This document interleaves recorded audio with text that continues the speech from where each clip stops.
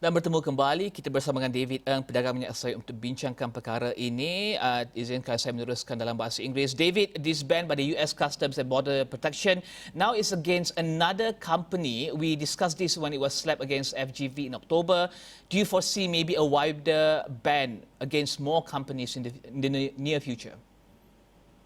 I think to a certain extent, yes, slightly. I think it's piqued the interest of the US authority.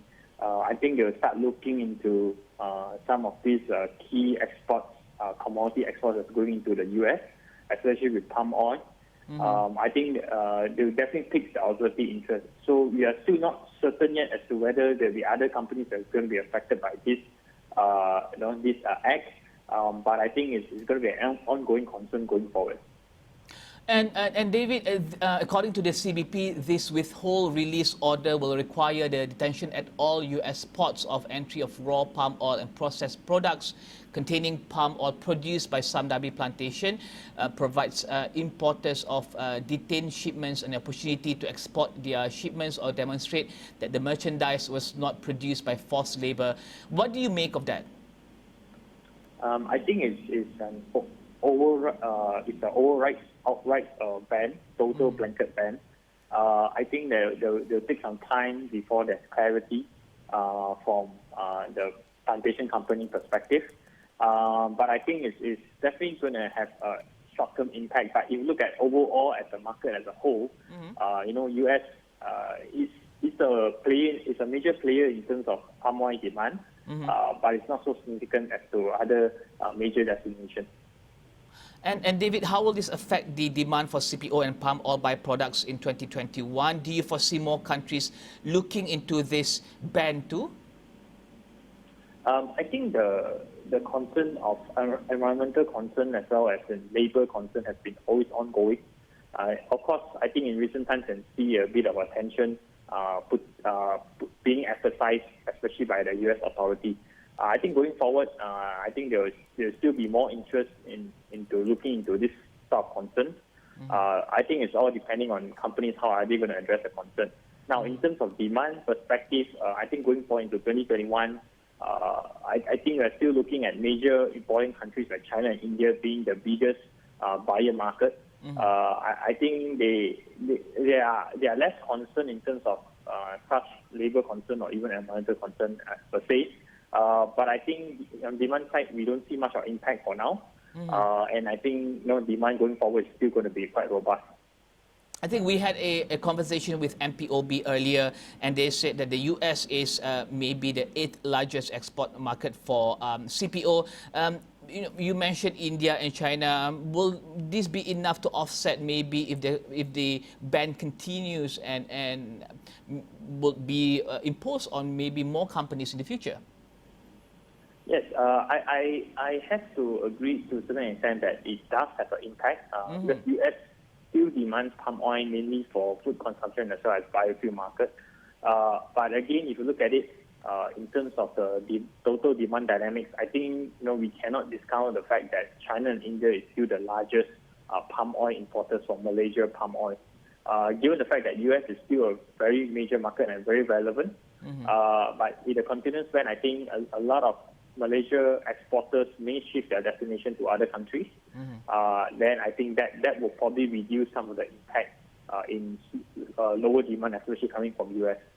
And yesterday you mentioned that the crude palm oil CPO futures contract on Bursa Malaysia derivatives closed higher as sentiment over lower stocks and higher exports continued to lift prices.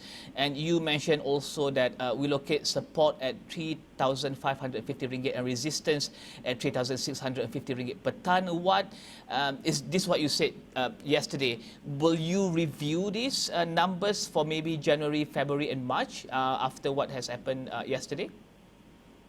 Yeah, I view this overall impact, this import notice given by the US authority as going to have a short-term slight impact, but I don't think it changed the overall fundamental picture. I think fundamentally, CPO is still pretty much in a very tight supply situation.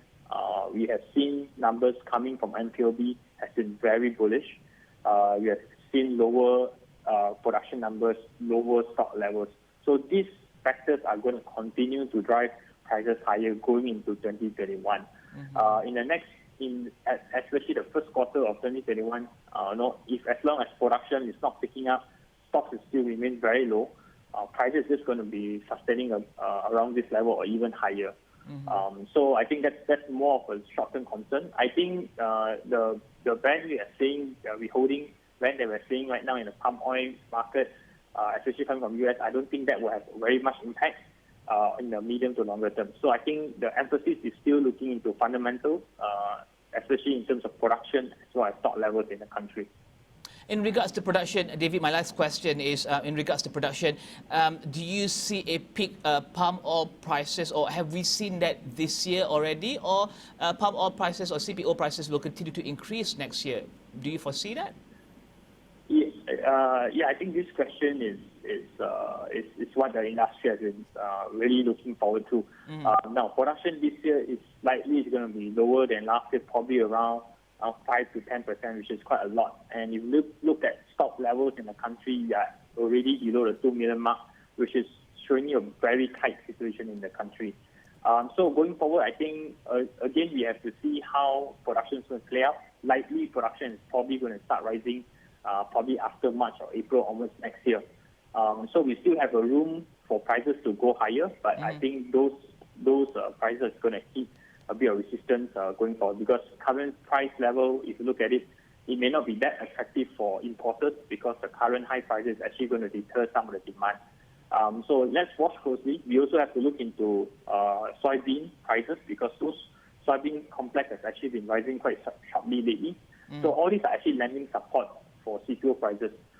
So going forward, we still think that price is going to go stronger, but the upside room is going to be limited. Thank you very much, David, for joining us. Tadi David pedagang minyak sawit, memberikan komen berkenaan dengan larangan ataupun sekatan yang dikenakan CBP Amerika Syarikat terhadap minyak sawit keluaran Sime Darby Plantation.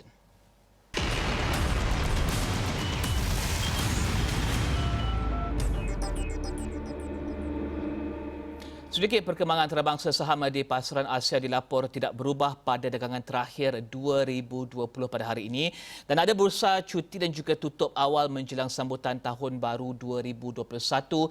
Di New York, saham di Bursa Amerika meningkat dalam dagangan Rabu dengan indeks utama Dow Jones naik ke paras rekod. Ini susulan unjuran ekonomi yang lebih baik pada 2021 dengan vaksin COVID-19.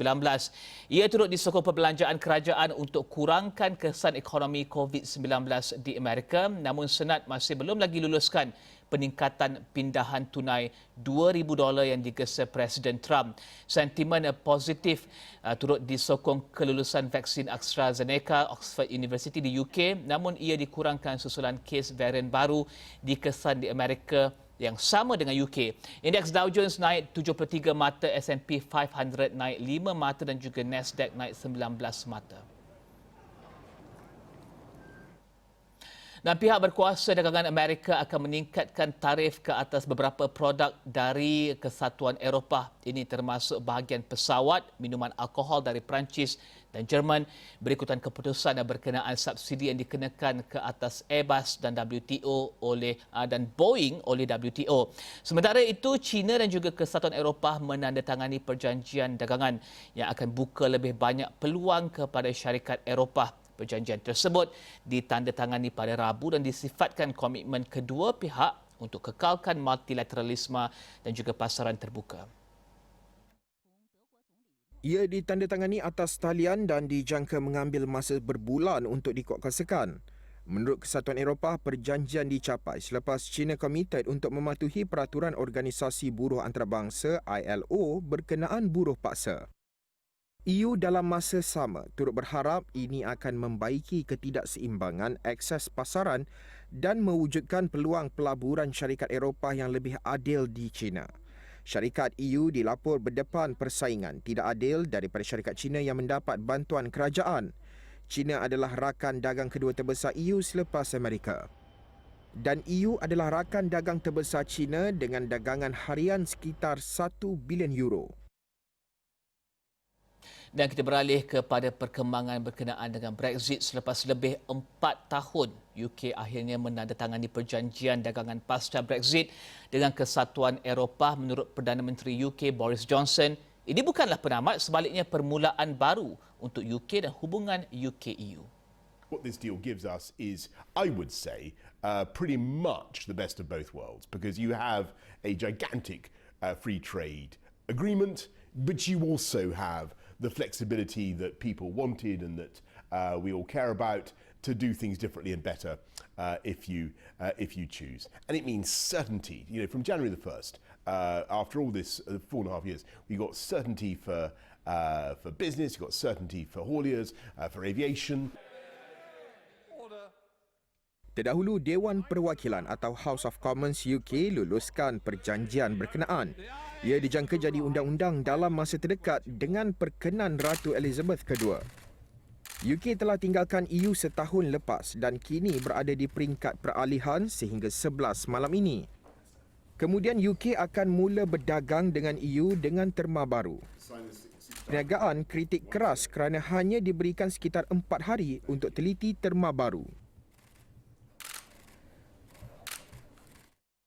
Dan paparan itu mengakhiri Niaga AWANI untuk pagi ini. Teruskan bersama kami di Astro AWANI untuk perkembangan terkini berkenaan dengan larangan ataupun sekatan oleh CBP ke atas Sime Darby dan juga perkembangan lain. Saya Riza Zulkapli, salam hormat.